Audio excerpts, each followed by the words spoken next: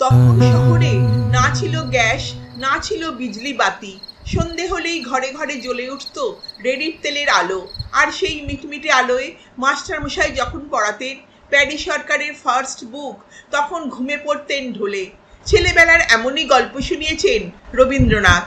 তারপর পড়া শেষ করে জোড়াসাঁকোর বিশাল বাড়ির বাহির মহল থেকে অন্ধকার সরু পথ বেয়ে যখন যেতেন অন্দরমহলের দিকে, তখন ভূতের ভয়ে শরীর মন উঠত শিউরে। জন্মের পর থেকেই মাকে খুব একটা কাছে পাননি ছোট্ট রবি।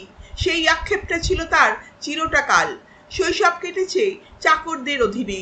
ব্রজেশ্বর চাকর জলখাবারে একটা করে লুচি আলগোছে দুলিয়ে ধরে যখন জিজ্ঞাসা করত আর দেবো কিনা, চাইনে বললে ভারী খুশি হতো সে। সেই ছেলেবেলা থেকেই তাই অল্প খাওয়াতেই দিব্যি অভ্যস্ত হয়ে উঠেছিলেন তিনি। আফিম খেত বলে ঈশ্বর নামের চাকরের আবার ছিল বালকদের জন্য বরাদ্দ দুধের প্রতি দুর্বলতা।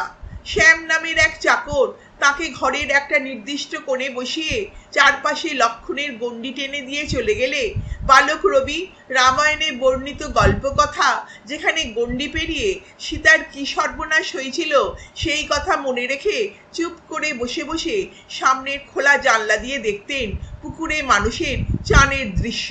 জীবনটা ছিল খুবই সাদামাটা। শীতকালে একটা সাদা জামার ওপর আর একটা সাদা জামাই যথেষ্ট ছিল। তবে বাড়ির দর্জি নেয়ামত খলিফা যখন জামায় পকেট বানানো নেহাতি অনাবশ্যক বলে মনে করত, তখন মনে ভারী দুঃখ পেতেন তিনি। দাদাদের ঘোড়ার গাড়ি চেপে স্কুলে যেতে দেখে ছোট্ট রবি কান্না জুড়েছিলেন স্কুলে যাবার জন্য। সেই সময় এক গৃহ শিক্ষক বলেছিলেন, এখন স্কুলে যাবার জন্য কাঁদছো, একদিন না যাবার জন্য কাঁদবে। কবি পরবর্তী সময় স্বীকার করে নিয়েছিলেন এমন অব্যর্থ ভবিষ্যৎবাণী তিনি জীবনে আর শোনেননি। কান্নার জোরেই ভর্তি হলেন ওরিয়েন্টাল সেমিনারি, তারপর নর্মাল স্কুল, সবশেষে সেন্ট জেভিয়ার্স স্কুলের পর পুরোপুরি বন্ধ হলো তার স্কুল যাত্রা।